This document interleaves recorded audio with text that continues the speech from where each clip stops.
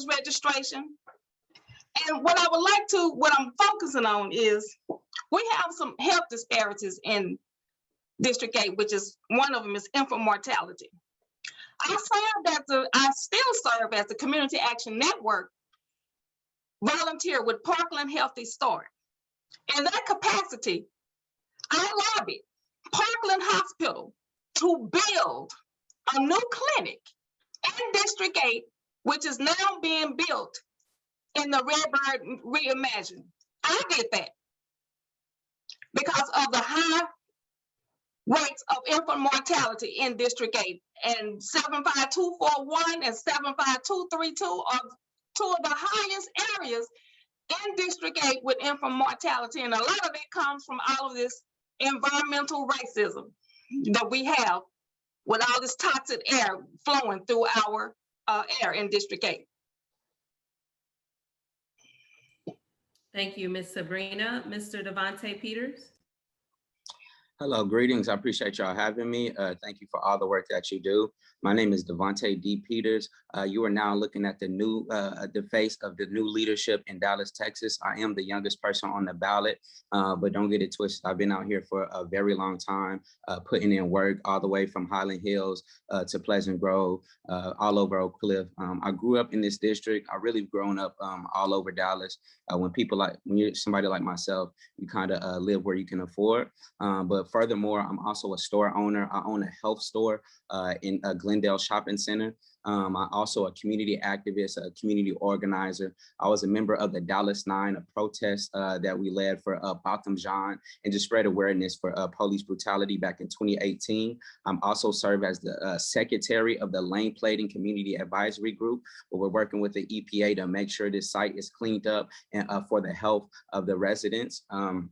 Also a member of CIVN, an award-winning environmental justice organization that spread a lot of light on Shingle Mountain when our incumbent wouldn't do so.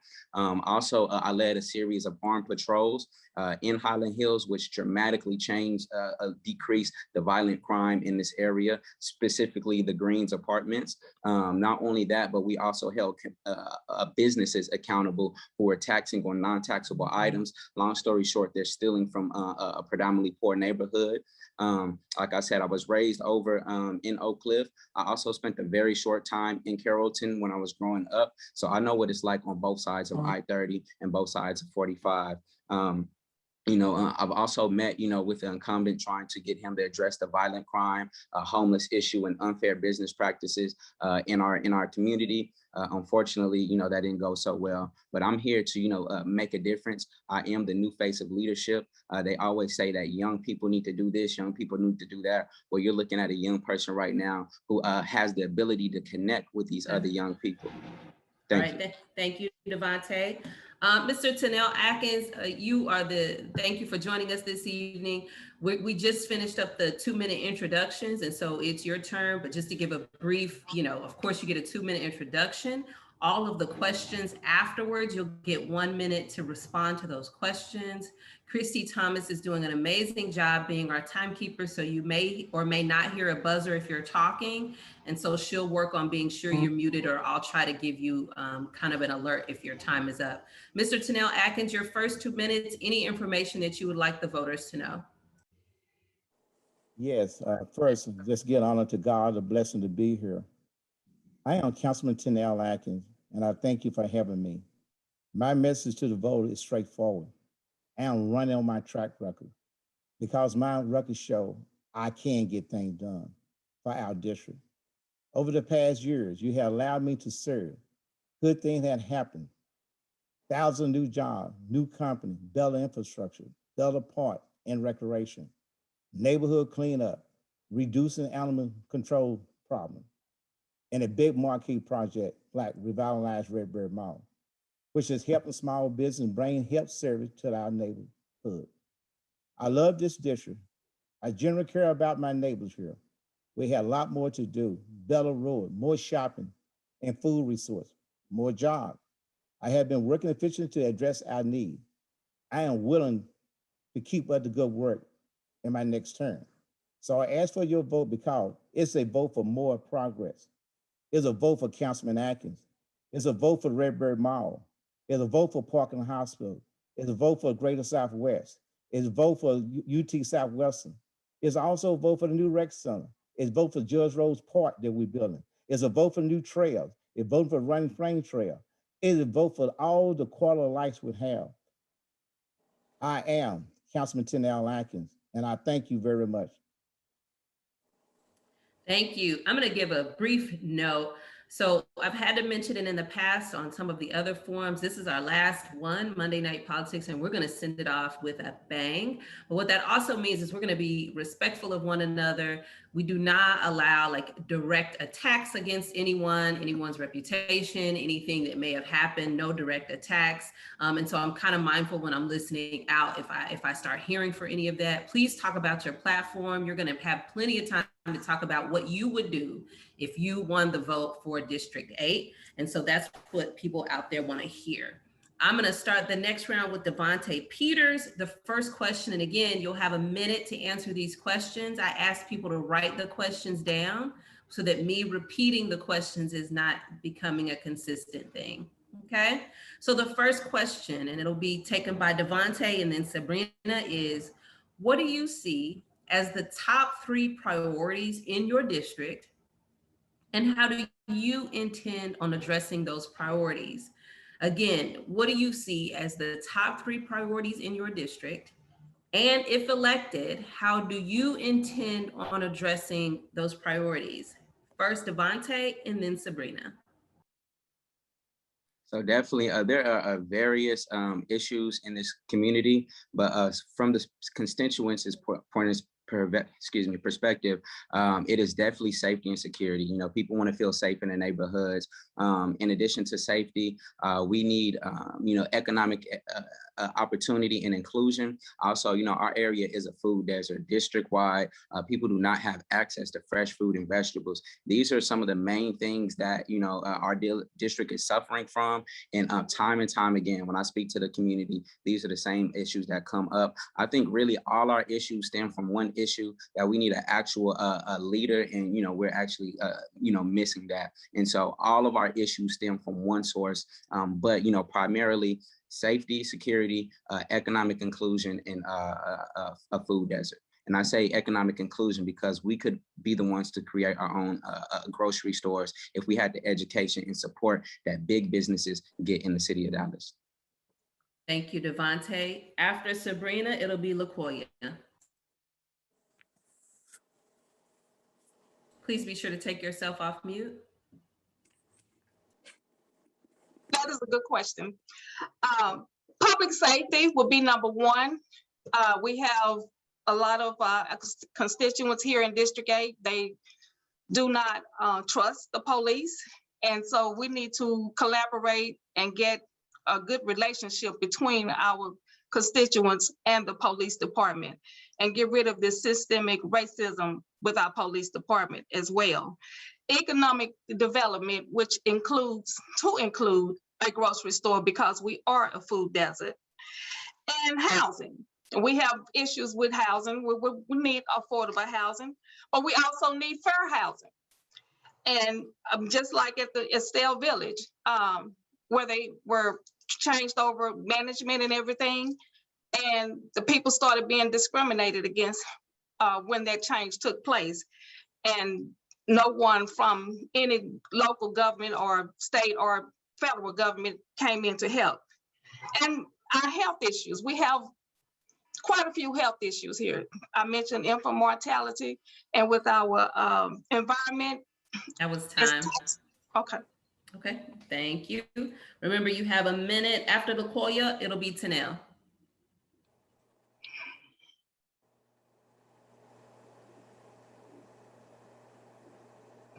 Okay. The number 1 thing is public safety. Is that's really leading to a domino effect, because the number 2 issue is having food access. You have business owners that are saying that they need the police to patrol in the daytime, and they are right, because I see them only at night, and I see them only at night pulling people over and doing everything. But where are they in the daytime? That's the issue. We need them in the daytime to have grocery stores. We can't have a grocery store if they're not patrolling. You know, I see them sitting behind churches. I see them sitting behind in over there at Skyline Ranch.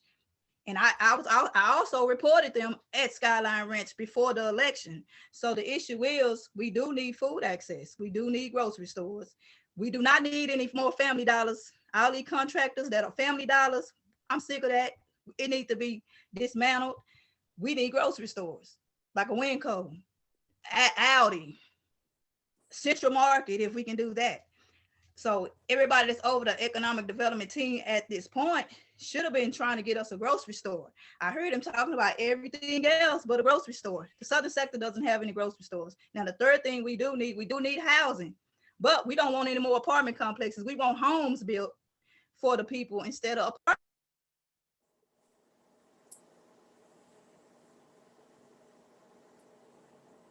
Thank you. Christy's keeping track of time as well. I faintly hear the buzzer, but she's being sure that she's keeping track of time. So I appreciate that from Christy. And now Tanel.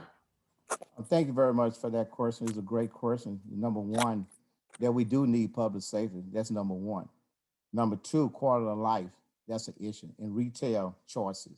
When I said retail choices, you know, we can't say a grocery store. There is a choice, but also we got to make sure the grocery store who come here stay here. We understand that Kroger's was here in my district. They left. We understand Albertson was here. They was in my district. They left. Walmart in my district was a grocery store. 13 million people shopped at Walmart on Wheatland, but they left though. So we got to make out and reach out. How do we get new entities like HEB and why they need to come here to create jobs, to create incentives for they come here. Quality of life is very important. Quality of life is something like trails. We got to have rec center. We got to have lightings. That's why we need more traffic light, more light down Simpson Stewart where it was blight. Now we got LED lighting. We need more retail choices at Redbird Mall. We're building more shopping center, more health issues. That we're doing this pandemic, we done find out health was a big issue. We're not ready for infrastructure. Infrastructure need to be here. We learn by food desert. We are learning the things as we go. All right, time's up. Thank you so much. The next question is kind of what I've heard a couple of you say, and also someone in the Q&A. I'm looking at that as well. So if you are in attendance, I'm monitoring the Q&A to try to see if I can pull some questions from there. So please don't hesitate to put your questions in that little area. Someone talks about being a renter here in the city of Dallas. How will you keep more affordable rental housing in your district? A couple of you talked about housing and affordable housing altogether. So please, let's dive into the affordable housing conversation, not just owning a home, but also in the rental space. This time I'm gonna go with Tanel Atkins first and then Sabrina. Oh, we talk about renting house. That's a big deal, you know, at housing, and we got a new housing policy. And rental is a big deal, number one, especially low income houses. Right now, we have not built any new houses in District 8 in the southern part of Dallas, especially apartment. We got to do a better job working with Dallas Housing Authority to make sure that everyone have a quality of life and the right type of housing. But rental rate is changing. The market rate is completely changed through the deal because of supply and demand. We are roughly about 200,000 houses short, so we need to build more houses. We got to put more incentive for people to rent house. We got to put more quality of life. We got to make sure people have more jobs in order to make sure they can afford those rental properties. And we need to make sure our code is up to date and make sure people register who do have rental property. Thank you. After Sabrina, it'll be Devontae.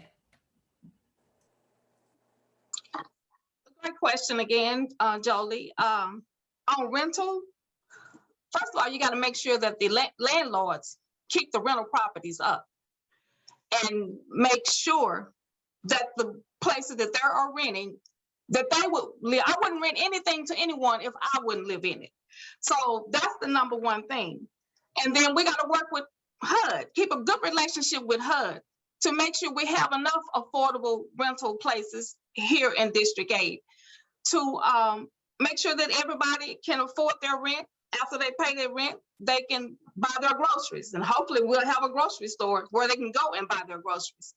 But the number one thing is to keep that landlord accountable for their rent homes and keeping them neat and clean in the neighborhood, because we always want to improve the quality of life in District 8, with renting property, or even if someone is buying a home. So the number one thing is making the landlord accountable. Thank you, Ms. Sabrina. After Devontae, it'll be LaQuilia. Hello, yes, so definitely I am in total agreement with tenants' rights, supporting tenants, because a lot of the times, they get the lower end of the stick. A lot of these, renters or landlords are slumlords. Also, what they're doing is they're being very capitalistic and unfair. A lot of times, like just say a place like Highland Hills or Pleasant Grove, what they're doing is they're marketing these places in areas to people who are moving to Dallas, not necessarily the people who live in those areas historically and who are able to afford these homes. So one, I'm definitely for, affordable housing, but more so low income housing, because affordable is a relative term. Also, the comprehensive housing policy needs to be reevaluated. I feel like they're not only using outdated information to come up with their with their information, or also the $225,000 is not affordable housing. We also need housing that leads to ownership. I know people, the question is about renting and people that want to rent, but we definitely need people to get access to not only being able to afford what they want, but be able to own. Thank you. LaQuilia? Okay, on the housing issue, I am really for going after landlords that don't take care of their property. And it's consisting of apartment complex, because most people that's own housing, they get the short end of the stick all the time. One thing they will do is not renew the lease when you cause havoc, and letting them know that you need to fix this and this and this. So I feel that the city have to do a little bit better with these privately owned apartment complexes, because that's what they're going to say. They're private organizations. But if you have a house that leaks and a house that has lead and all of that, and you're allowing them to rent it out, I think that's a big problem. That has been happening for years, decades. The city has not ever stepped in, and what one excuse they use is that they're private organizations.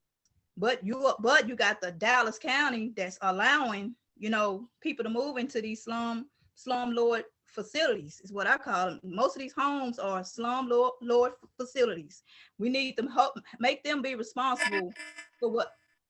Okay, time is up. Thank you. I've heard a couple of you mention this topic, and then I saw a question is about the environmental issues in District 8. I'm going to read the question as it's written in the question box. How will you address the environmental issues in District 8 as per the Shingle Mountain issue occurred? Will you listen to the community? Those environmental issues have plagued our city. This is Jolie's addition. How will you remedy those situations and issues and stay focused on prevention and accountability of those environmental issues? For this one, I'm going to start with Devontae, and then I'm going to LaQuilia. Okay, thank you. So great question. Not only am I a part of a award-winning environmental justice organization, CIVN, which spread a lot of light on Shingle Mountain. I have listened to Marsha. Marsha Jackson, whose Shingle Mountain was poured in her backyard. I also serve as the secretary of the Lane Plating Community Advisory Group. So I'm working on this right now and really holding EPA to their job. A lot of times, these bureaucrats, these people, they don't really care about our community, even including the EPA. This is a right in, our district. And, unfortunately, things like this do not get spoken about. The credit goes to other people in North Dallas, when people like Marsha Jackson and other people in the community are definitely adamant about getting help, only to be ignored, by our current leadership. So this is something I'm doing right now. The Southern sector is treated as a garbage can to these different businesses. I will definitely listen to the people, and I will not put corporate interests over the interests of the neighborhood. Thank you, Devontae, right under the buzzer. After LaQuilia, it'll be Tanel. One thing I want to do is remove lane plating. the Lane Plating Company on Bonneview, I want it removed because in order to really find out anything about your environment, you have to get rid of what's there.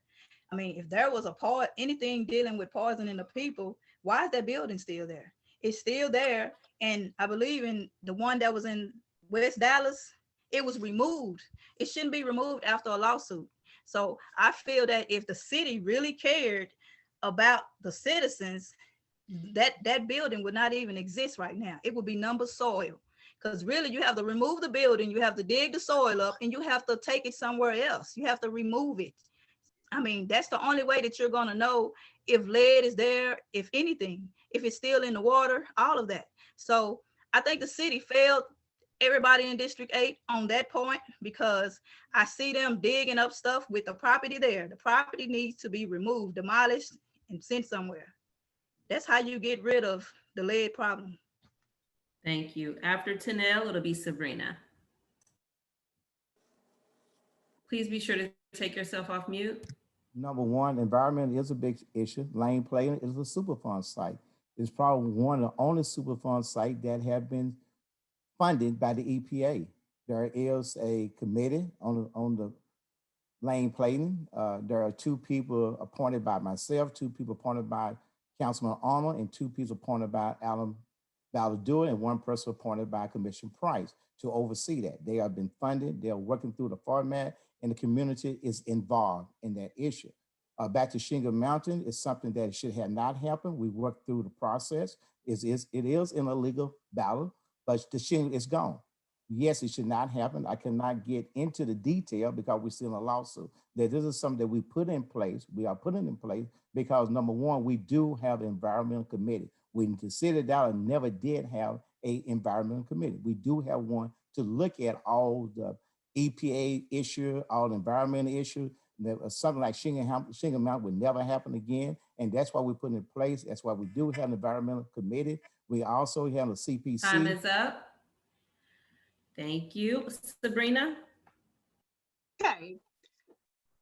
If I, as a council person, I would handle our environmental issues here in District 8. Number one, you answer your constituents' calls. That's what you do first. Because the first time you're going to hear about something like that is more than likely going to be from the people that live in that area where the problem is taking place. Then you got the whole code compliance accountable as well. But you got to have a listening ear and answer your constituents' calls. If the call had been answered by Ms. Jackson, Shingle Mountain wouldn't have never gotten as large as it did. It wouldn't have never gotten its name. And Lane Plating, that's been there for years. I've been in District 8 since I was 3, and I'm 58 years old. And as I can remember, it's been there a long time. And I ran for city council in 2013. We had the environmental issue then, and it has grown. So enough is enough for this environment with all this and toxic. Time is up. Thank you so much. If you all are joining us this evening, if you just so happen to be scrolling on Facebook and you're trying to figure out who these amazing looking people are on your screen, I'll start with me. My name is Jolie Angel Robinson. I am the moderator for this evening. I have the wonderful opportunity to serve the city of Dallas as the VP of Government Affairs and Public Policy at Dallas Area Habitat. I'm also the co-chair of the Dallas Truth, Racial Healing and Transformation Organization. And I volunteer, when I have free time, as a court-appointed special advocate for Dallas CASA. Myself, nor the Dallas Examiner and Monday Night Politics cannot and will not won't be, endorsing any candidates. We're just here to provide a platform for people to hear from the candidates that are running right here in the city of Dallas that are looking for your vote. This evening, we're talking to and listening to those that are running in District 8. So we've asked them a few questions. If you're just catching us in the middle, this video is going to be uploaded, so you'll be able to go back and share it with your friends, your family, or watch it yourself. A couple of dates to remember. Early voting begins on Monday, April 19th. Add it to your calendar. Election day is Saturday, May 1st. How awesome. Saturday, if you have a schedule that's Monday through Friday, you can go out on that Saturday and vote. You can check out the DallasCountyVotes.org website if you want this additional information and dates that I'm providing. If you want to check out your voting location that's nearest you, can go to that website and find out that information. Tonight would not be possible without the amazing history and legacy of Miss Molly Belt, the Dallas Examiner, and all that they do to support the community. We also have a lot of sponsors that make this evening possible. I've added them in the chat if you're viewing this way. KHVN, that's one of our sponsors, the Commish Radio Show, St. Luke, African American Museum, which the Monday Night Politics is typically held there. Hello to Dr. Harry Robinson and family. Theta Mu Sigma chapter of Phi Beta Sigma Fraternity Incorporated. Omicron Mu Omega chapter of Alpha Kappa Alpha Sorority, Iota Phi Theta Fraternity Incorporated. Those are just a few of the sponsors that make tonight possible. Now that I've gotten done with my commercial break, I'm getting right back to the questions. You are this evening hearing from LaCoya London, Sabrina Brenham, Devontae Peters, and Tanel Atkins. So let's get down to the next question. I've kind of heard you all say a variety of things. Tell me what type of development that you think is most critical, not just to District 8, but to the overall city. Is that economic development? Is that housing? Whatever that development looks like, what is that that's most critical, do you think it is, to the overall city, and then specifically to District 8? It may be one and the same, it may not. And how would you support that development? Everybody got that question? A thumbs up if you got it. Do I have to repeat it or you got it? Looks like you got it. Good, good, good, good. So this go round, I'm gonna get started with Sabrina, and then I'm gonna go Devontae. Hey, I would love to have a development with economic development on Simpson Stewart Road with mixed use businesses and affordable housing. And I just, because if anybody's ever driven down Simpson Stewart Road, we have the skyline view of the city of Dallas. I don't know if any of you ever paid attention, but it's a beautiful sight. So it would be very good for us to have a mixed use development on Simpson Stewart Road, and that would really vitalize District 8 and the Highland Hills community. And it would, again, bring people to the southern sector and want to live because they can live in a development where they can have the view of the skyline of Dallas. And it'll bring, like we have all the corporate businesses out 20, 20 in Bonneview. Well, we have people that are in corporate there. They would probably even move to our area because they would have that leverage of having to live in a nice place like that. All right, thank you so much. After Devontae, it'll be LaCoya. So I'm definitely for economic development that does not lead to displacement. Also economic development where young people can get skills or all types of people can get skills. But, currently in our neighborhoods, we don't have that. We're left, a lot of us are left with the option of being a menace to our community opposed to being a value to our community. So we need spaces where we can get skills, relevant skills for the present and the future. We lack those. Also, when we talk about economic development, a lot of the times this is, institutions or businesses that push the people away and don't include the current demographics that currently stay there. So I'm definitely for economic development. I just don't want to, get caught up in what economic development really looks like when it's implemented in our communities. We also that's kind of my main thing, because anything else, if we have the skills and the education and the resources and the support that big businesses get in this city, then the everyday people, we can change the dynamics and we can develop our own communities. We don't need outsiders coming in our side of town making decisions for us and being only financially motivated. The people who live there currently, we can change. All right, time is up. After LaCoya, it'll be Tanel. Okay, we need economic development in the neighborhood, and one thing, I don't mind people coming in. I mean, if we have people here, for example, Save More, this man, he owned a apartment complex. For example, he's a slumlord. I'm trying to figure out how he was able to own a grocery store. I've never figured that out. Even the people in the neighborhood want to know how he's able to own a grocery store. So the issue is, I don't care who come in. If someone from Central Market come here and bring jobs through stores, that's a good idea. I mean, we have Amazon, but I mean, we need economic development for jobs, period. Okay, it can be small business, it can be whatever. But the issue is, I don't want it to be somebody's friend, because if the city already knew the apartment manager that had the apartments and then gave him a store, then I have a problem with that, because he couldn't uphold the deal, no food in the store. So Right. we need things like a big HEB is good. All right, that's your time. Okay.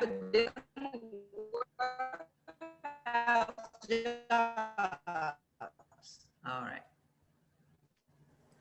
Antonell. Okay, thank you very much. Economic development. I am chair of economic development for the entire city of Dallas. I do know how to put project bills together. We look at Redbird Mall. We got UT Southwestern Parkland Hospital. We had China Solution, a company came from Atlanta who people look like us. We trained those people who live in the HUD apartment in Dallas Housing Authority, over 1,000 people.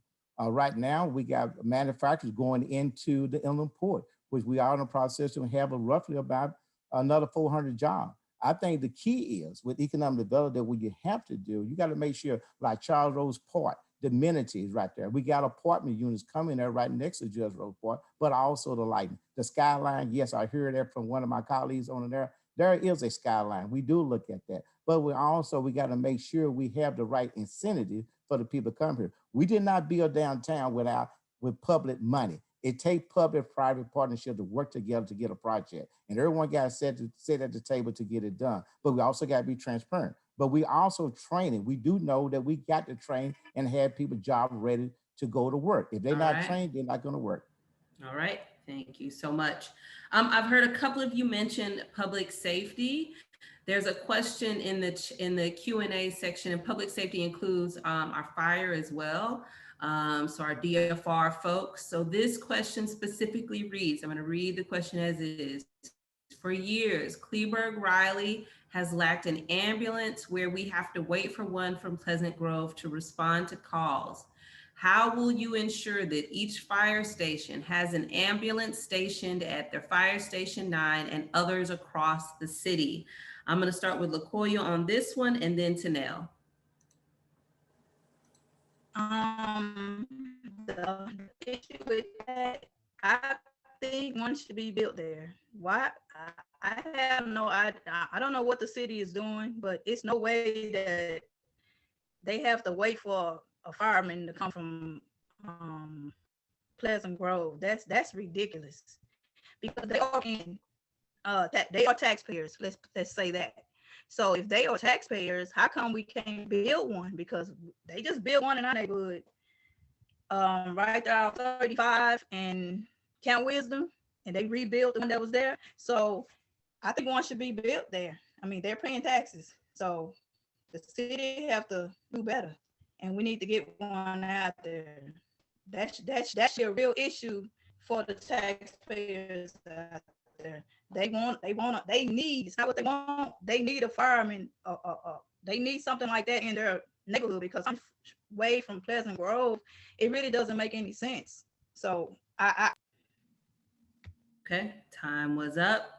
After Tanel, it'll be Sabrina. And I believe the question was ambulance. I believe it was not a fire station. I know we built a new fire station on Jim Miller. I know the fire station right there off Ed Road off of 175 is one of the oldest fire stations that ever had been there. Remember, Kleberg Riley is a very new part of the city of Dallas. They was not in the city of Dallas back in the 50s and the 60s. They just got there. We annexed a Kleberg there. But right now, in this last budget cycle, what we're doing right now, we are training more EMT to be ready to get there. We're trying to put another 200 in the class, And once they get that there, we're gonna make sure they go in the right direction, in the right process, especially in Cleburne.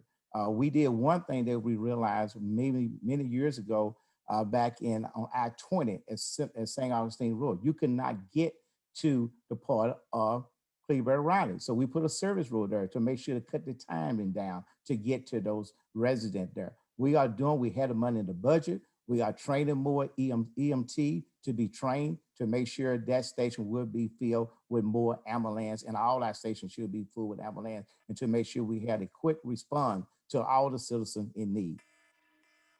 Thank you. Sabrina and then Devontae. Okay. Cleburne Raleigh, number one, it doesn't matter how long they have been in the district.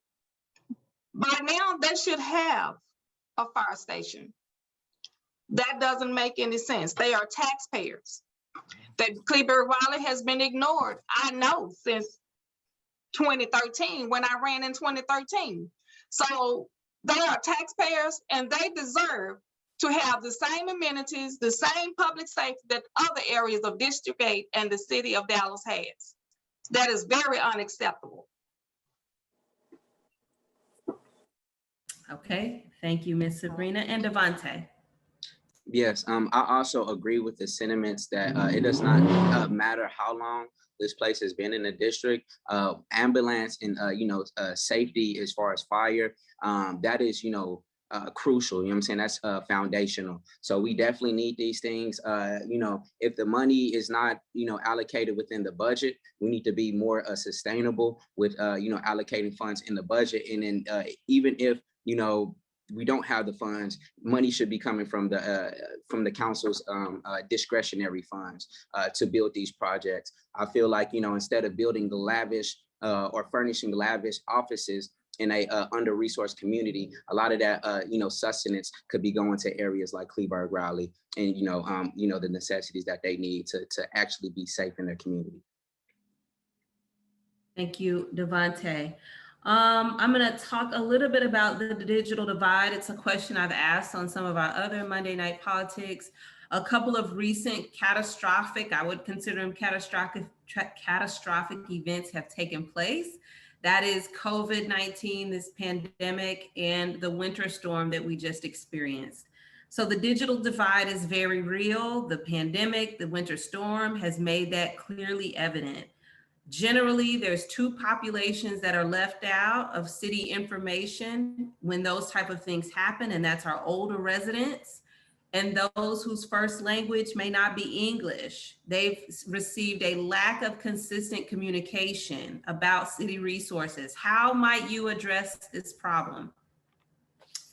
I'm going to start with Devontae and then go to Sabrina. Okay, thank you. So concerning the pandemic, I've created and opened a health store called The Alkaline Hour in Glendale Shopping Center, one of the most vulnerable communities in Southern Dallas. We've helped people, with COVID and, other health issues that plague us generationally.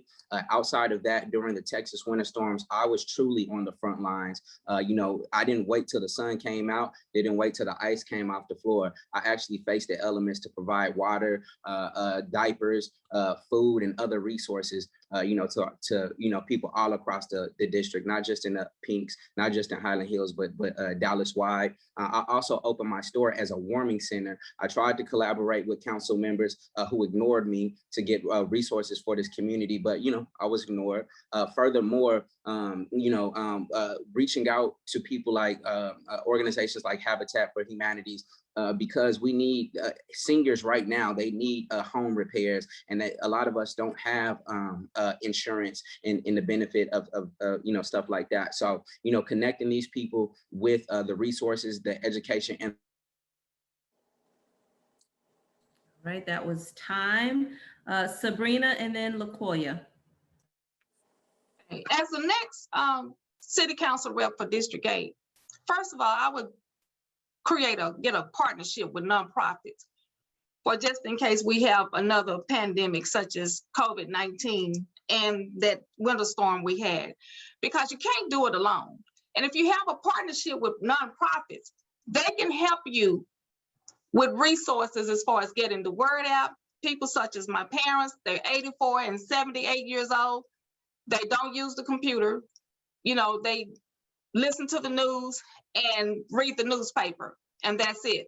So you got to build a partnership with different nonprofits that do different things in the community to help you with the issues like COVID-19, as far as getting them over the information about the Fair Part. When I told my mother about the Fair Part, before she could get dressed, it was filled with people that weren't even from the southern sector of Dallas. And it was supposed to, I thought was supposed to be for the people that live in the southern area of Dallas. But however, it got taken over by people from the north. And that was very, very unacceptable. All right, time was up. LaKoya and then Tanel.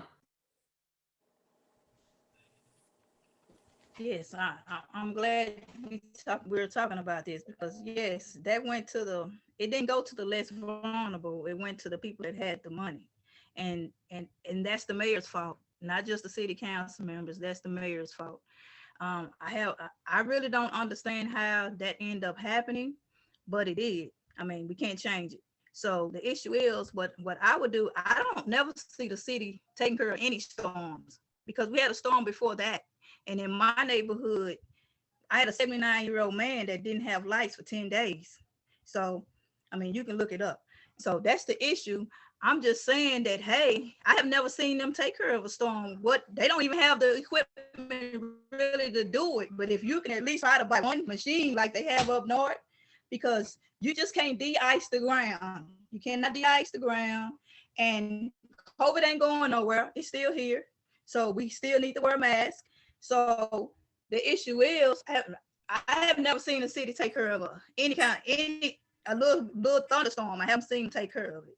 They don't know what to do. All right, that's your time. And Tanel. I do know sometimes that the citizens said the city don't do anything.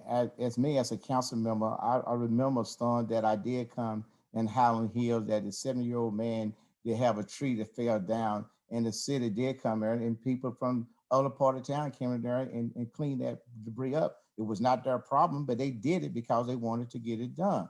But I also understand broadband at the library. We done found out, hey, we is not connected to the 21st century. We are not connected to the 21st century. And that's why we're putting more money into, and make sure AT&T, Verizon and T-Mobile, to make sure they do permit. You need to look at the redlining on permitting.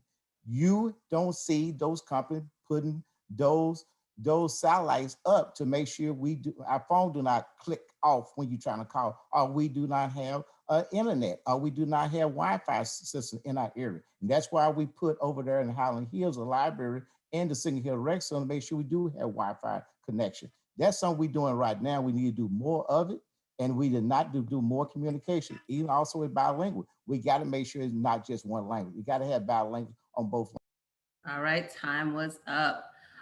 Folks have talked about Parks and Rec and the Parks and Rec system. We don't often get these questions, and so I've been sure to include it in all of our Monday Night Politics. Our Parks and Rec system doesn't always get the necessary support and funding throughout all 14 council districts. Some residents feel that their particular district is often left behind in upgrades and amenities. Please provide your thoughts, clarify your commitment to our Parks and Rec system, and describe how you might address the lack of funding or support in your district. I'm going to start with Sabrina and then go to Devontae. Please be sure to take yourself off mute. Okay, I'm sorry. How I would support the lack of funding in my district. Number one, that comes with budgeting, the budget. You have to go to Austin, the House Bill 1048, and follow that bill to help us make sure that our area is not being depleted from not having the right parks and recreations. But my concern is We need parks and recreations, but again, I'm afraid of our children out there getting poisoned from the poisonous air that they're breathing through this toxic environment that we have. And we so me as being the next council person for District 8, I would advocate for more money for Parks and Rec because we do need them. And our seniors also need more to be able to get out and be safe at these parks. All right, We're time gonna, is up. okay. Time is up. Thank you. After Devontae, it'll be Tanel. So definitely, you know, as a council person, you know, a lot of times they say, you know, they can't make change by themselves. But what we could do, or what they could do, is advocate, you know, in City Hall and make alliances to make this possible. Our parks in the southern sector of Dallas should have these $100 million budgets or tens of $million budgets that, you know, the southern sector does not get when it comes to park and recreation centers. So definitely increase the budget, be more sustainable. Let's not make excuses, and also hold ourselves accountable, because we do need a facility, parks and recreation centers where not only we can have fun, we can enjoy ourselves and get a break for the community, but we can also learn and get skills so we can be of value to our neighborhood. So once again, I say you're looking at the new face of leadership in District 8, and together we can make these things possible. Thank you. Tanel and then LaKoya. A great question. The parts, you know, in Rec Center, I look at Singer Hill Rec Center. It took 10 years to put that Rec Center together. You look at the state of the art, it's first class. I look at Cleveland Riley. We put a straight park there. We redid that Rec Center. We also look at Charles Rose Park. We talk about money from the State Department. We got $1 million from the state to put into that park. We got $1 million to put in the trail from the Running Spring Trail. We also got money from UNT. We got to make sure we got partner, nonprofit partner to go with the city of Dallas. One thing you do in the budget, when the bond package come up, I put in $4 or $5 million of my bond money to go to park. I have 5 rec centers in district, more rec centers than anyone. I got more park land in there, but there also, it got to be a council member who know how to go get the money. It's not from the city, but from nonprofit, and also from the state. And also we're looking at a grant from Edmund East Johnson, and also trying to get another $500,000 to go in Judge Road Park, those amenities. So it's not just a city dollar pocket, but it's all 3 entities. Okay, thank you. LaKoya.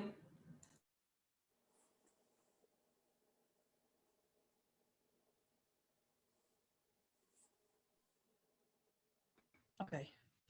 Well, yes, parks and recreation, they do put millions of dollars out there for the recs. The issue is the people are not even allowed to use it.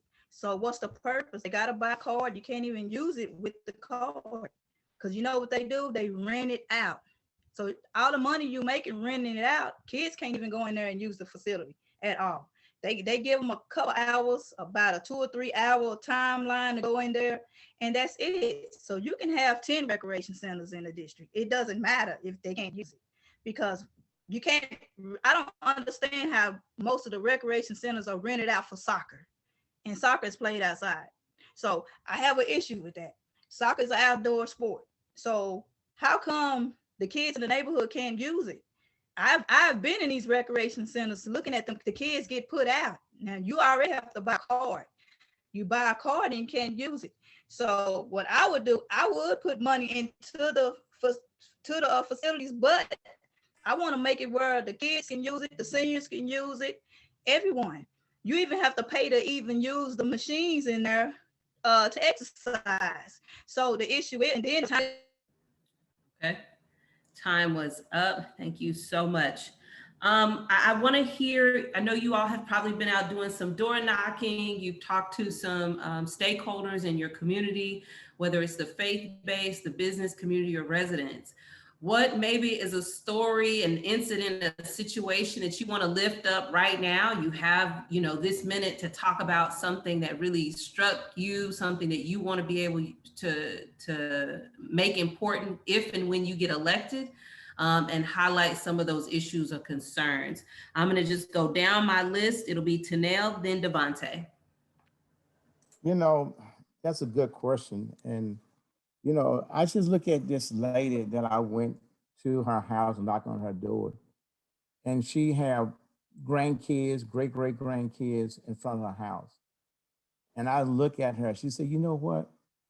If I just can stop these people from speeding down my street, if I just can stop them from speeding down my street, and you know, and I stayed there and I saw so many cars going up and down the street, just going over 45, 50, 60 miles an hour. That's a story of a grandparent. Also the story of the grandparents that here's a lady who's been working all her life to get her house fixed. And every time she come in the city, they approve a home improvement loan. And said the money there, and every time she go back, the money is run out. That's someone that we got to make sure that that senior person have the right thing and have the income, and we as the city have the revenue to do the right thing, even though she should be back in front of the line. All right, time is up. Devontae and then Sabrina. And just being out in the community for so long, I have so many overwhelming stories, whether that's coming from Amanda, a long-term resident in Estelle Village, who has been living there for so long, was used to paying a certain amount of rent. But when Silvertree took ownership of this complex, she's been, along with other people, have been treated very poorly, unfairly by the management, our current representative, and also, the security that's there. Also, Ebony, who's also in Estelle Village. They have security that, treats them like criminals. But when somebody breaks into her house while her and her child is there, security is nowhere to be found, or, dealing with situations like Marsha Jackson, when she's, adamantly trying to get somebody to remove this mountain of toxic shingles out of her backyard, only to no avail, to be ignored. Or if we're dealing with people in Woodtown, the Keystone, Kernwood and Polk area, they also want speed bumps. Also, the community, they want sidewalks, like Marsha, but the city wants them to pay out of pocket. Or if you go to Dowdy Ferry, these people, have predatory code enforcement going on. All right, thank you. Sabrina and then LaKoya. Okay, on the campaign trail, I spoke with a resident, and she was very, very upset, and she's a senior citizen over the age of 65. She was called from her job to come home by her neighbors. Her yard was filled with policemen everywhere around her house. And when her back door was kicked in and everything, saying that they was looking for drugs. And she's a senior citizen. And she, to this day, she has never gotten an answer from anyone that she has submitted information to. Even our police department downtown, they told her that she would never be able to speak to certain individuals. And she has not been answered by, to this date, still has not been answered by a current representative on her complaint. Other constituents are complaining about not being able to go to a local convenience store to buy gas. All right, that is your time. LaKoya? Okay, I have several stories, but one story I'll talk about is I had a senior to talk about how she had to keep her dog inside. She's older now, her hearing is different, and she just feel that it's amazing that there's no police presence in the daytime. This is where I got this from the people I hear from knocking on doors. They want police presence in the daytime. They are seniors. They're at home. Some of them are not working, they're retired. So they want to feel safe in their home by having police just patrolling up and down the street. One lady said if they just patrol, ride around, they feel safer. Okay, that is one issue that I've heard from several seniors. And another thing I've heard about is a grocery store. Yes, they're tired of driving all the way to the other side of town. I had one lady say she go all the way on Capitol Street in off Henderson. That is crazy, just to get fresh food. So really, we need more grocery stores built and not Family Dollars. They'll build a new Family Dollar instead of a grocery store, and that's ridiculous. It's time ban the Family Dollars or something. That's ridiculous. Okay, thank you. Just under the buzzer. All right, candidates, thank you so much. We still have plenty of time to go and plenty of questions. It's just my commercial break time. So get a sip of water if you need to, candidates. Folks out there in the virtual space, you're joining us this evening. You're watching it Facebook Live, perhaps. My name is Jolie Angel Robinson. I have the awesome pleasure and honor to support Miss Molly Belt and the Dallas Examiner for Monday Night Politics this evening. This is our last Monday Night Politics. We've had great folks and viewership out there on Facebook Live, so be sure to share the information. Also be sure to share the information because voting for our city council elections, number one, it's abysmal traditionally, okay? There's only a handful of us that are voting for our city council, folks. Let's change that, City of Dallas. If I could just have a wish for 2021, can we change that perhaps? So be sure to give your folks these 2 dates that are good to remember. Put it on your calendar or in your phone. Early voting starts Monday, April 19th. I'm gonna say that one more again, like the people in the church house. Early voting starts Monday, April 19th. Election day is Saturday, May 1st. Election day is Saturday, May 1st. You will have a chance to go to the ballot, go to the voting box and vote for the folks that are in your district, in your council district. Tonight, we're hearing from those that are trying to get your vote in Council District 8. Tanel Atkins, Devontae Peters, Sabrina Brenham, LaQuoya London is who we're hearing from this evening. They've answered a variety of questions. They brought up a variety of issues that many of you have brought forth to them. If you want to check out additional dates and information, maybe you don't believe what I said. Maybe you don't believe those 2 dates I gave you. You can always go out to dallascountyvotes.org. And you can also check out that website to find your nearest voting location. That's dallascountyvotes.org. You can do a quick and simple Google search on some of your candidates. If you want to find out additional information, many of them have their Facebook pages, they're on Twitter, and some of them on Instagram if you want to find that additional information. I would be remiss if I did not do my due diligence and say a huge thank you to the sponsors, to a few more of the sponsors that make tonight possible. Sponsors such as the North Texas Cluster of the Links, the Greater Dallas League of Young Professionals, Dallas Black Chamber of Commerce, Iota Phi Theta Fraternity, Theta Alpha Chapter of Omega Psi Phi, the Dallas Pan-Hellenic Council, to name a few, and the Dallas Association of Realtors. Thank you, thank you, thank you for our sponsors. Thank you to Ms. Molly Belt. Thank you to the Dallas Examiner for making this all possible. I'm gonna go straight to the questions that I'm seeing in the question box. Looks like our candidates have had some time to get some water. I didn't know y'all would literally get up, but hey, I know these are long 2-hour WAPs. This question that's coming to us, and I'm gonna go in reverse order on my list. What would you do as a city council person to ensure that residents along University Hills Boulevard and Wheatland Road have a viable sewer and water system? I'm gonna read it one more time.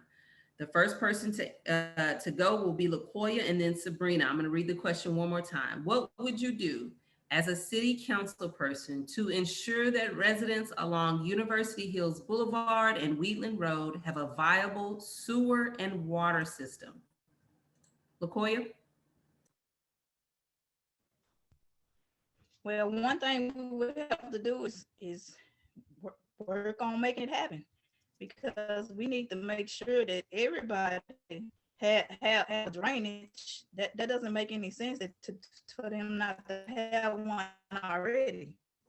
So one thing I would do is work hard to get that fixed and done as quick as possible. I mean, Okay. we have to get something done. I mean, what are they doing? Can y'all hear me? I can hear you. Can y'all hear me? Yes. Were y'all able to hear me? Yes. You can? Okay. Somebody sent me something saying they can't hear me. Okay, and the issue is, yeah, we need to get that fixed as quick as possible. That shouldn't that should not even be a question right now. That should already be of it and be being done right now.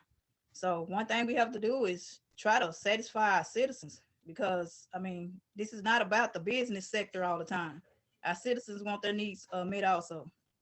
All right, thank you. After Sabrina, it'll be Devontae.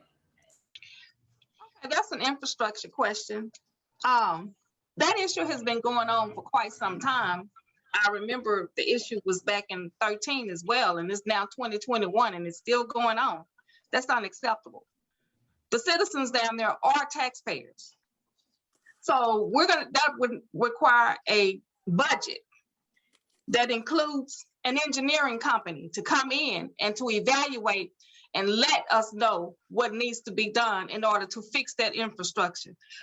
Because we're supposed to be having another charter school coming in there. And if that infrastructure with the sewage and drainage system is not well developed now, and you're going to put another facility there, that's very, very unacceptable. And we need to fix that. Again, they are taxpayers as well. Thank you. Devontae and then Tanel. Yeah, so I agree with the sentiments. This is unacceptable. This is something that should be a priority. The difference between me and the leadership in the city of Dallas is like, I'm going to definitely put the issues of the community before the issues of businesses and corporations, because a lot of times corporations get all the support, get all the attention, and they would not be dealing with these complaints that the community has. And so we will not ignore the community. We will collaborate, bring whatever companies we need to, establish whatever partnerships. And also, I wouldn't look at it as if me putting my funds into the community. I would be using the community's funds, because they are taxpayers, for them to be a part of the community and live the quality of life that they want. So along University Hill, University, you have places like UNT that is getting a lot of support. We also have a new road over there. So how can we have these things, but people in the community who pay the taxes for things like that to happen, or for those to be there and exist, they're not being served. They're putting on the back burner. So I would definitely advocate for the people. Okay, thank you. And Tanel. Well, thank you very much. That's a good question. That issue have been going on ever since 2013. Now we already hired a engineer. We already hired a engineer. We also hired an architect. We already hired the amenities. We already have the money that already been earmarked to pay. We got a contract coming out this year to start on the sewage line in University. Is the money to put wastewater in sewage at University already being designed and paid for. Now we get on a contract on the west side, and on the east side, we wait to enter another contract.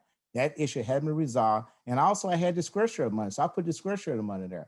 In District 8, we have 46 different unserved areas without sewage, even in 5 miles over there in Insecurity Hills, as you call it, even in Cleveland Riley. So we are putting money aside to make sure we have the quality of life, especially with wastewater and sewer, especially in District 8. University Hill, that's an issue. I heard it.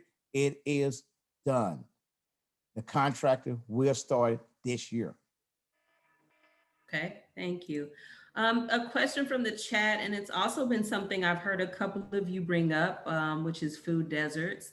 I'm going to read the question as it is in the Q&A. And audience, if you're out there, please, I'm trying to look at the question and answer section. If you have some questions, please don't hesitate to type them in. What would you do as a city council person to battle the effect of food insecurity and nutritional education in District 8?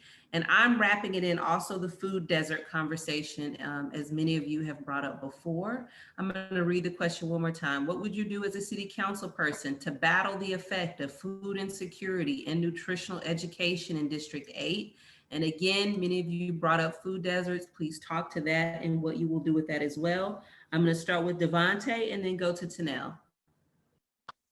So being an owner of a health store, I understand the importance of having access to healthy food and produce in your community. So one, this is a personal issue for me. I also, don't want to go to a place like Cash Saver Plus that adds an additional 10% tax on all of our items. So I would personally benefit from this as well. So I would be advocating having the conversations with not only the people in the community, people in the community who may potentially be interested in, putting a store together or collaborating with other corporations and showing them the potential that, District 8 has, for them to, not only get profits, but for them to actually change the destiny of this neighborhood, of this side of town. Also, I would collaborate with community gardens, incentivize community gardens. A lot of times it's so much, so many loops that people have to go through just to establish a community garden.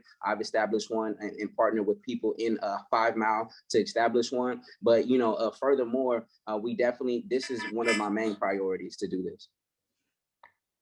Thank you, Devontae, Tanel, and then LaKoya. I think it's a good question to ask with food deserts and how do we do it. I understand first thing with Paul Quinn College when they took the football field and made a garden out there, a community garden to make sure we got fresh produce in that area. I believe that with Eastfield, UNT, Dallas, and Paul Quinn College as educated corridor can work together, but also we got to look at a nonprofit. Maybe we need a nonprofit store, to be in there to make sure people is educated about the food store. But also, you got to realize that it takes partnership, public-private partnership, it takes community, it takes nonprofit, it's also take the citizen. And we all just got to work together to come with a solution. And we got to figure out why is all these grocery stores, Kroger, Albertson, Town Thun, they was here in our community once before and they left. And we got to bring them back, or bring a new brand like an HEB or Whole Food or whoever come in. We got to get incentives so them grocery stores come back in our community. And that's something I'm going to do to make sure what incentive we need to bring a first-class grocery back in our community. Thank you. LaKoya and then Sabrina. It's important to get a grocery store in the neighborhood because that's a need, it's a necessity. So I have a problem with that. I mean, with him being part, I'm gonna take that with our sitting council member being a part of the economic development team. I think that they've done a poor job with that. It's all right to bring a Redbird Mall, but you can't eat at Redbird Mall like you can at a grocery store. You need fruits and vegetables. So it's important to try to get a grocery store that, we can get an Aldi. You got to really talk to them. You gave $3 million to this man that owned the apartment complex. So we should have been talking to somebody else like a Central Market, World Food Store. There's a whole lot of people that are not even in this area or in the southern sector at all. So I believe if we do give incentives for them to come out, they will take it. But they have to be offer something to come. Then we need police presence. They have to be out there in the daytime to protect the business sector also for them to stay in the neighborhood. That was the issue. Is it cutting me off? Okay, that was the issue. The issue is we need police protection. That's don't have that. All right, that's time's up. Thank you, everyone. The next question was from the Q&A section. Oh, I'm sorry, Sabrina. Did I miss you, Sabrina? Yes, yes, you did. I apologize. When it gets to here, I'm trying to keep track of my numbers. Go ahead, Sabrina. Okay, I'm gonna back. That $3 million was spent for the community of Highland Hills to have a grocery store. Another $40,000 was spent to put a fence around the grocery store for security, and that's not there. But with all that being said, that grocery store should have been providing fruits and vegetables to the community, meats or whatever people eat. We have a diverse group of people here in Highland Hills, and we eat different types of foods, and that store could not sustain what the needs of the community.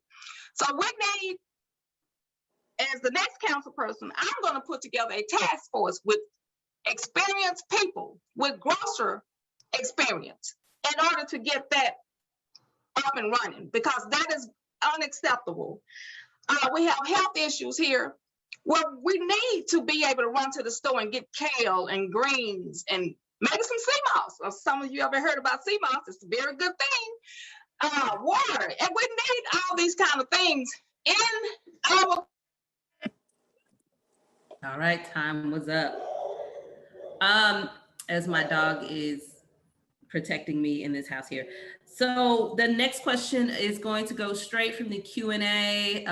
What financial resources will be utilized to reduce the tax burden placed upon elderly residents around the University of North Texas at Dallas and the University Hill Economic Development Project? I'm going to read it one more time.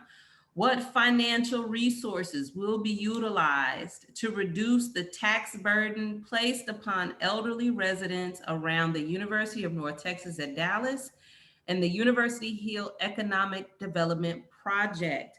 For this one, I'm going to start with Sabrina and then go to Devontae. I need you to repeat that. I was writing it down and listening at the same. So what did you? That's all right. Let me go back to it. Mhm. What financial resources will be utilized to reduce the tax burden placed upon elderly residents around the University of North Texas at Dallas and the University Hill Economic Development Project? So it sounds like there's concerns around the development equals gentrification equals displacement, somewhere around there, and the tax burden that most of our elderly folks that tend to be on fixed income experience usually the hardest. So I'm going to go to Sabrina first and then to Devontae. First of all, when that gentrification started, the taxpayers should have been protected and been grandfathered in with their taxes. That's one thing we need to do in our communities in Dallas. When gentrification is coming around or coming through our neighborhoods and in our community, we need to protect our seniors because that's taxing them out. And once they can't pay their taxes, then they lose their homes. That's not right. So as a next council person, any type of gentrification coming through District 8, the seniors will be looked out for as far as their taxes being increased, because that is not acceptable. We don't need them losing their homes to taxes. Thank you, Sabrina, Devontae, and then Tanel. So this is definitely a very relevant question. As far as financial resources go, we need things like homestead exemptions. We need property tax freezes, or whatever terminology we want to use, because people who have the current demographics in the neighborhood should not be pushed out due to corporate interests and people moving in, and maybe people from moving in from other parts of the country who can more so afford, houses in the community and upgrades to the community.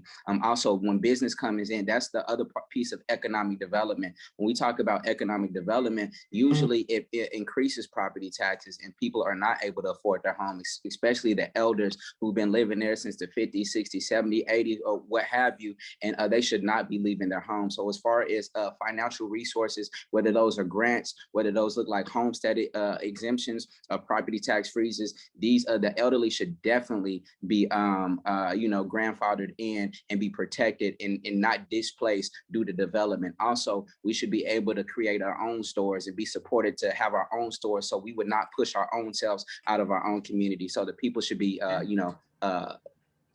respected. All right, that's your time. Tanel and then LaKoya.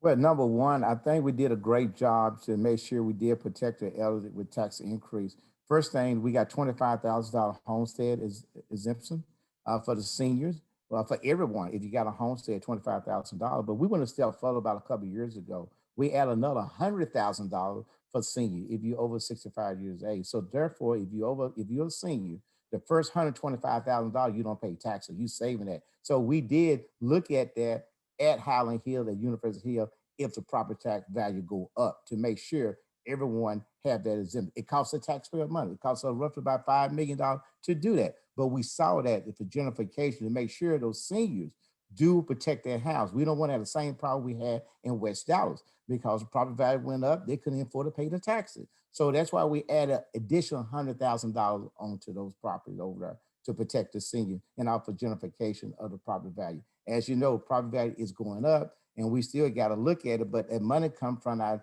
general fund. And so that's something that we did as a council a couple of years ago, and we might end up trying to do it again to increase that value. Thank you. Latoya?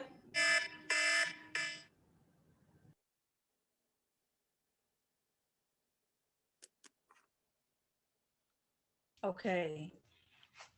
We really need to do something about gentrification. That is a big problem. They took over East Dallas. East Dallas is totally different now. Parts of the downtown East Dallas. Okay, that is an issue. And yes, there is a funding that $100,000 that they use.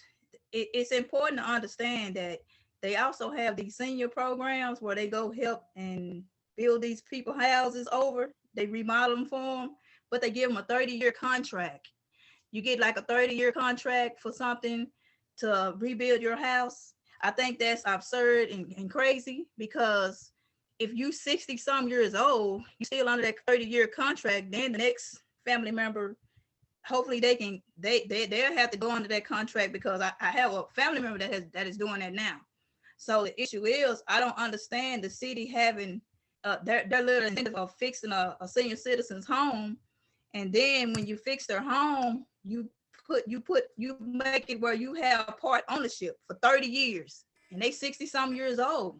So if you they're going to be they're pretty sure I'm pretty going to die. So the issue is 30 years is ridiculous. Your time. Okay. Equity is one of the city's current priorities. How would you see your role on the city council as supporting equity and advocating for equity in all city services and processes? Somebody from the Q&A talks about code specifically, so use code as an example, right? I'm going to read the question one more time. Equity is one of the current city priorities. How would you see your role on the city council as supporting equity and advocating for equity in all city services and processes? I'm going to start with Tanel and then go to Sabrina. Number one, that's a budget item. We, as a council, we got to work together. Unfortunately, there is 14 different districts, and everyone said that I want a code person to make sure they take care of my district. Right now, we are shorthanded. We need to hire more code officers. We had a briefing about code. We're gonna have another briefing coming in on Wednesday to really talk about equity in code. There is not enough code officers to make sure we do have the equity there. And that's something that as policymakers that we got to do, but we got to put the feet to the people fire to make sure those code people do their job. To do that, we got to make sure the citizens, we need to be eyes and ears and watching what's going on. We got to police our neighborhood. That's something that we got to do. But this is a budget item, but it's also a culture that we got to see that when a truck passes down the street and sees some trash on the street, they should pick it up and buck trash. There's a whole lot of equity that we got all the space here. We got more trees in the southern part of Dallas, and the north part of Dallas, and we're going to put brush back out, but it needs to be picked up. Coal is one of the big issues in District 8. That's your time. Sabrina and then LaKoya. That's a great question. Yes, we need to put more equity into code. Even before now, we might be short of code workers at this time, but we've always had a problem with illegal dumping throughout the rural streets that we have in District 8. So they just passed something on putting more money, into the different areas of all of the different departments throughout the city of Dallas. But for some reason, the southern sector is always short of something. So we're short of code people, we're short of grocery stores, we're short of this, and we're short of that. Economic development, everything we're short on. So we need a representative that's gonna not allow us to be short on anything.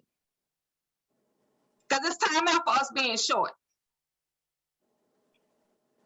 And so I'm going to put equity in whatever department in our area that needs equity in it. It's going to be there. And code is going to be probably number one, because I'm tired. All right, that's your time. LaKoya and then Devontae. Yes, the number one issue, we do need to put it in code. That is very important because, for example, right where Amazon is, there's more dumping back there on that back street than I ever seen in my life. And no one seems to understand. There's tires back there. I done seen mattresses back there. I've seen all of that back there. And I don't see the code ever doing anything about it. I mean, there was an issue on Morgan Street.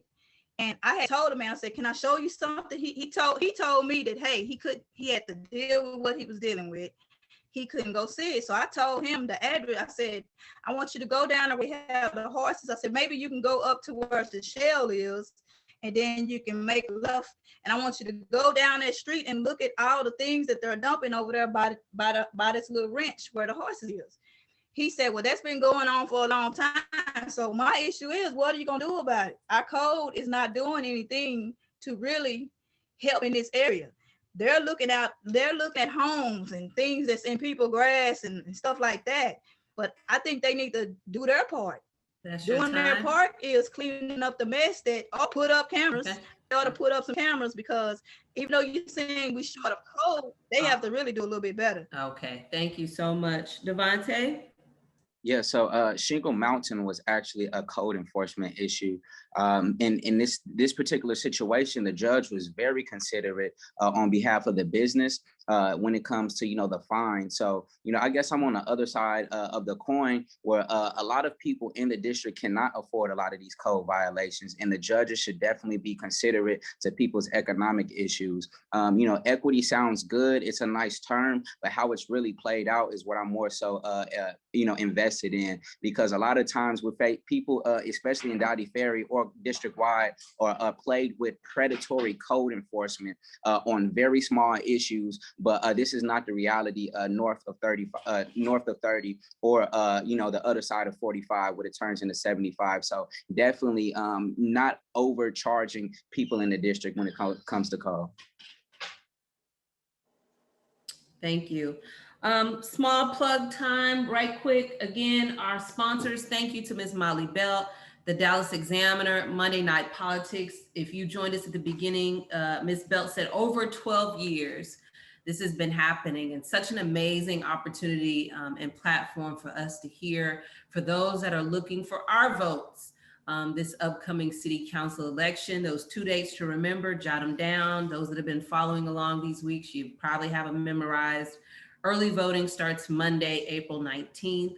Election day is Saturday, May 1st. DallasCountyVotes.org can give you a lot of information, including finding your nearest voting location. I think Jolie Angel Robinson, that's me, she, her. I have my own personal stance and passion about local politics. And I really know that a lot of the issues that we deal with day to day, our city council members have some sort of influence of power, whether it's through policy or processes to improve those things. And so the question that just bubbled up in my brain is, because we often see a lack of civic engagement at this local level. What are you going to do, candidates? What have you done, and what are you going to do to get people more involved in city processes? Some people in the Q&A talked about boards and commissions, some that go unfilled. How are you going to bring people in? How are you going to hear the different perspectives and voices? What are you each individually going to do to get folks involved and engaged in this civic process? If for nothing else, Jolie wants to hear your answer. You've joined us on Monday Night Politics, so I know that it's important to you. You've thrown your name in the hat, and so I know it's important to you. But what are you going to do to get this on the radar of others? I'm just trying to keep track of who I have got to go first, second, and third. I'm going to start with Devontae, and then I'm going to go to Tanel. I apologize. You were breaking up. I missed some of the question. Oh, no, it's just about what are you going to do? I'm happy. Thank you. What are you going to do to get folks engaged in this civic process, right? We tend to have abysmal voter turnout. Some of our boards and commission positions go unfilled. That's one of the questions in the Q&A. What will you do?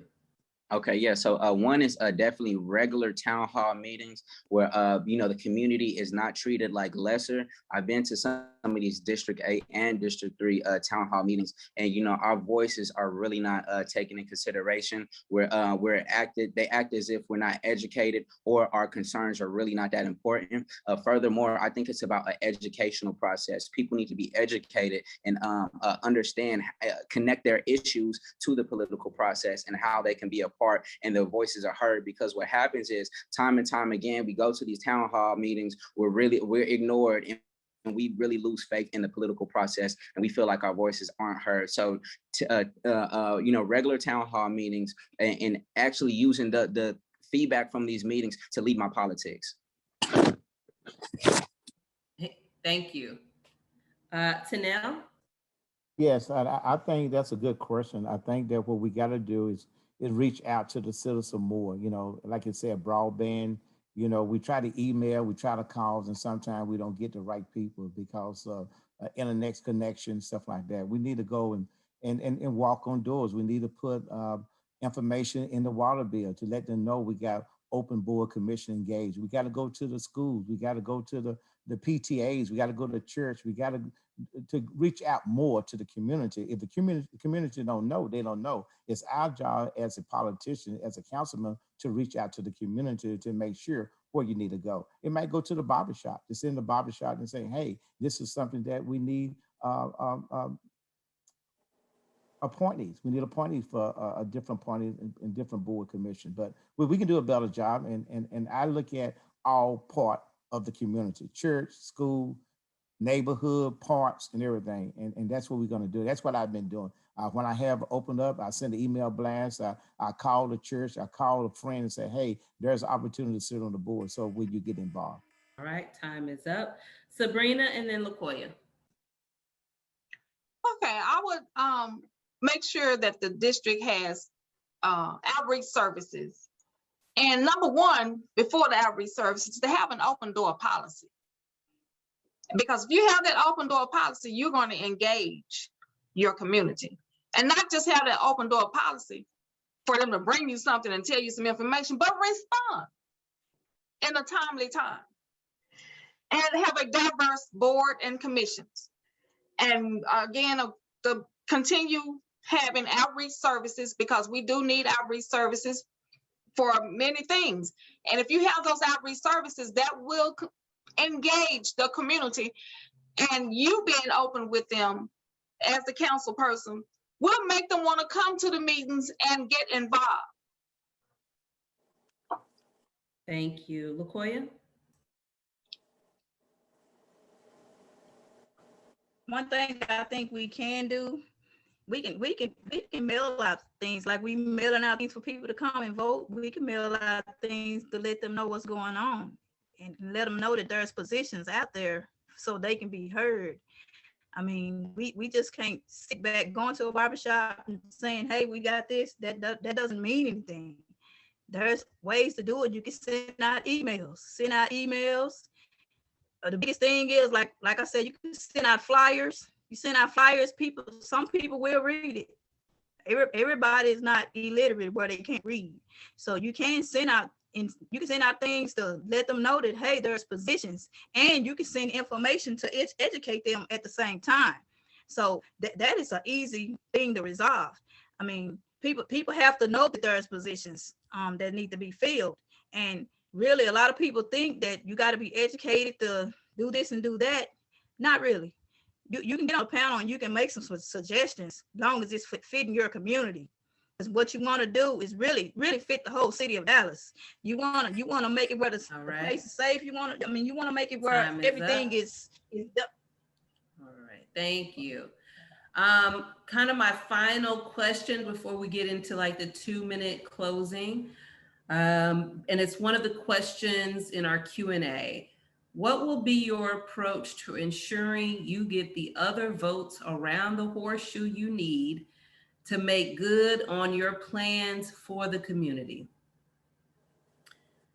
That talks about mending relationships, building coalition, consensus with other city council members. I'm going to read the question again as it is in Q&A. What will be your approach to ensuring you get the other votes around the horseshoe you need to make good on your plans for the community? I'm going to start with LaQuoya, and then I'm going to go to Devontae. Well, one thing I would do is speak on what is necessary and needed. I mean, one thing I can do is talk. I mean, I know how to negotiate. So I will plan a lot of things with the other 13 people that's on the horseshoe. I will let them know how important it is to get it in our neighborhood. Anything that's necessary. I mean, I'm the one that's gonna fight for the people. I'm just really tired of the career politicians that are there. I mean, anybody that's there 10 years in a row, they're career politicians. I mean, and we gotta make change by putting in someone that's gonna do stuff for the entire community, because the issue is people can't get grocery stores. People environmental health is messed up. I mean, because for years, 20 some years, you have a plant just sitting there, and then first thing they say is, hey, we're gonna dig the soil up and look and see if it's lead there. I mean, it's called demolishing what's there. You get rid of the problem. You can't solve a problem when the problem is still there. So Thank you, Devontae, and then Tanel. Yeah, so definitely, it's a very great question. I think the approach would be to collaborate with districts and council members who have the same issues. It's like for District 5, District 7, they have similar issues as with District 8, and we could work together to get this buy-in and support from other council members. So definitely collaboration with districts that have the same issues, and furthermore, just inspire and motivate more regular people and not career politicians to run and take participation in the political process. Because I know a lot of the times, you know, when you go against the status quo, you're quoted as radical or different, but that is definitely the change that we need in our environment. So collaboration, and also inspiring other people to run who do not have, you know, who are not married to the old way of politics, so we can move the ball forward. Vote Devontae Peters. Thank you. You all will still have your 2 minutes. You still have your 2 minutes. Tanel, and then Sabrina. That's a good question. You know, communication, that's great. Talk to your colleagues, that's number 2. Also building coalition. But the first thing you do, invite them to your district. And that's what I do all the time. You know, how I got Redbird Mall, I invite Lee Kleiman to the district. You know, when I turn around to do UNT Dallas, I invite Sandy Grayson to the district. You know, I invite my colleagues to the district, and I walk. We get on the bus, we come, we had breakfast, I had lunch in the district. You got to know your colleagues. Again, the magic number is 8. You don't choose size, you choose the project, you choose the issue, you choose what is best for your district. I have been building coalition for the last 10 years, you know, and I understand how to be a coalition. You know, we build a coalition for one purpose, to make sure our district is strong, to make sure it's best. That's why we got thousands of jobs. That's why we get streets getting fixed, sidewalks are getting street, because those are coalitions that we build. If you do not build coalition, your district will fail, because at around the horseshoe, it takes the magic number 8, and those 8 votes is not on your side. 7, we're not playing. All right, that was time. And Sabrina. Okay, I'm a team player. And it's been an 18-year business owner in the Highland Hills area on the same corner for 18 years. I don't move around. I have a great rapport with the community. I get people together that are having friction with each other. I have been able to solve all types of problems with the different people in the community. The business owners, I have gotten us together on several occasions to come together and put together a community activity for the community. It was like a community, it was an appreciation day we did. And I was able to collaborate with everyone on the corner, and everybody participated and paid money to make everything happen. And that's what I do. Just as the Community Action Network, again, as I told you, I lobbied Parkland to bring us a clinic to District 8. I lobbied Parkland to do that on several meetings. All right, that's your time. All right, friends and family out there and on this platform, we have come to the end of our time, actually. All candidates with us this evening still get their final 2 minutes to give any platform information, voting information, contact information, their name, how you can get in touch with them, any information they want you to have. This is their final 2 minutes to do that. My name is Jolie Angel Robinson. I am so honored to have been able to host it and moderate this Monday Night Politics for these past few weeks. You'll see me out in the community. You'll see me at the polls. And I wish you all well. I'll give my final goodbye once we hear from all of our candidates in no particular order other than what's written on my piece of paper. We'll give our candidates their final 2 minutes. It'll be Tanel and then Devontae.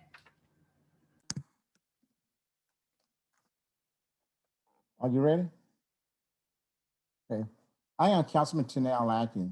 This is a campaign about demonstrating leadership for the community and real results, you know. During the pandemic, I was on the front line, helping with masks to the people, helping them to get tested, and now I'm helping with vaccination drive. I was out passing out water after the winter storm and putting pressure on utilities providers to get power back up. Despite all of these short-term challenges, we still keep progress going on Redbird. We repair 100 streets. We improve our park. We got city grants out to homeowners. We kept pushing on economic development and so much more. We don't stop there. We get things done. I still have the energy to do whatever it takes to make this district strong. And when I say strong, I mean strong. To make our neighborhoods safe and vibrant and to serve you. I had never had more passion to help this district than I do today. I ask for your vote so we can move forward.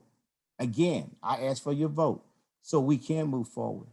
We tried to give $5 million to the growth, but no one took the $5 million. That's an issue that we got to figure out. How can we make sure a store owner to make sure we can get the right people there? We are building sidewalks. We got more business come to District 8 than the other part of the city because of my leadership. Again, I am happy to be here. Today, I really appreciate your support. Again, you can call me, 214-946-1917. That's 214-946-1917, or my cell number, which I've been having for over the last 25 years. Same number, 469-417-8939. Or email atkinstanel@sbcglobal.net, or you can do my website, www.tanelatkins.com. Again, I ask for your vote. Thank you. After Devontae, it'll be Sabrina. So like I stated, I'm Devontae D. Peters. This is the new face of leadership in Dallas, Texas. I want you to understand that your health is your wealth. I will educate the people about health issues and the effects of living in a food desert, and educate them to understand that where there's demand for good food, the stores are going to come. That will, money that was incentives being put out there, people will take them. I'm going to also bring younger voices to the council and bring younger voices into leadership so we can go against the status quo that's holding up progress in the southern sector. What is also, I would like to ask, what is your council person? If you cannot reach them, yeah, we can throw numbers and all that out there, but if people really cannot reach you, then that's not effective for us. So I will be that candidate that will listen to you, that you can call. You won't have to call anybody else. And you know what? I was appointed by John Wiley Price to serve as the secretary of the Lane Plating Community Advisory Group, where we're dealing with the EPA and making them keep their promise to the community of Highland Hills. You understand? And furthermore, we're tired of these ceremonial politicians coming in to these groundbreaking ceremonies but they ain't breaking no new ground. Devontae D. Peters is the people's champ. I run for the people. I'm not a career politician. I'm a people-tician. I work for the people, not these corporations who do not live in our neighborhood.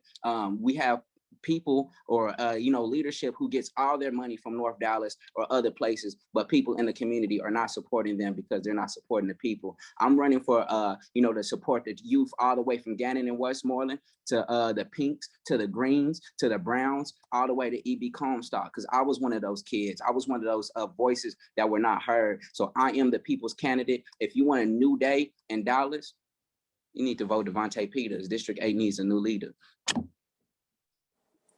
Okay, thank you, Devontae. Sabrina, and then LaKoya.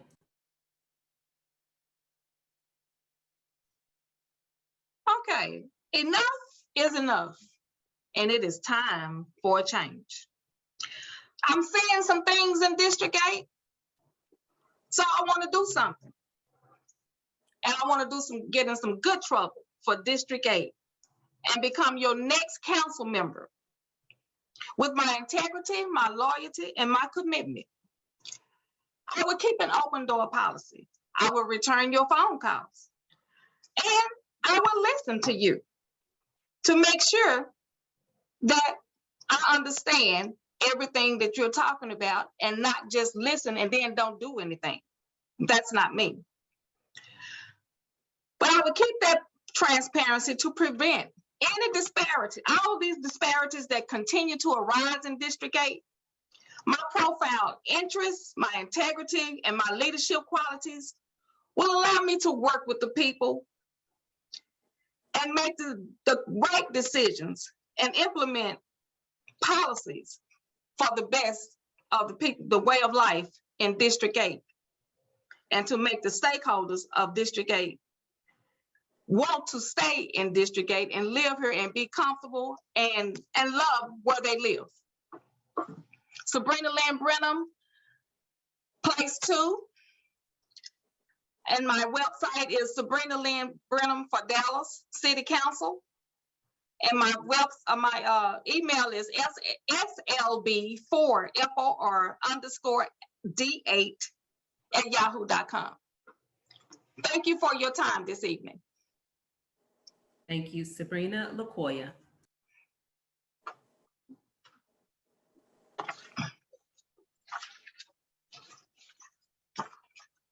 Hello, LaKoya London, and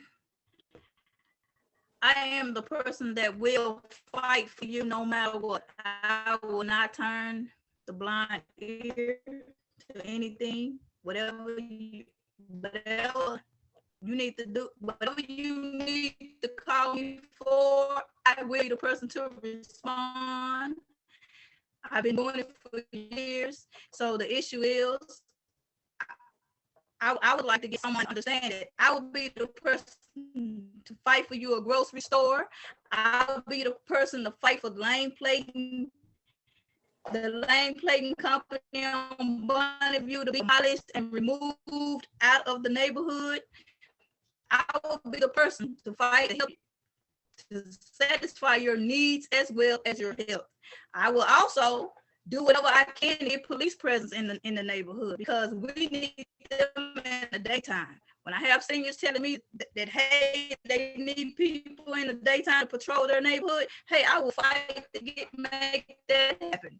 So the issue is, if you need anything from me, my email is lakoyalondon28@yahoo.com.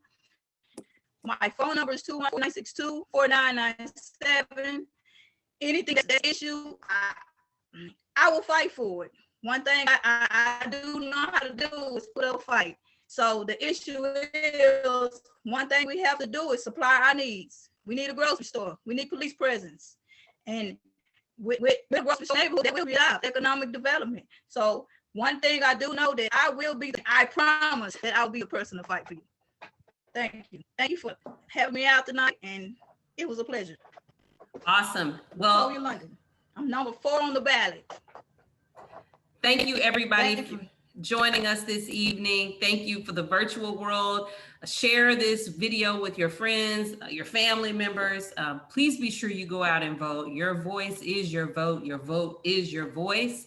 Again, those dates to remember. Early voting starts soon. That is Monday, April 19th. Election day is Saturday, May 1st. Thank you, Ms. Molly Belt. Thank you, Dallas Examiner. And thank you for all of our sponsors that make this evening possible. I got us out of here 1 minute after 8. You all be safe. Have a wonderful evening and happy campaigning.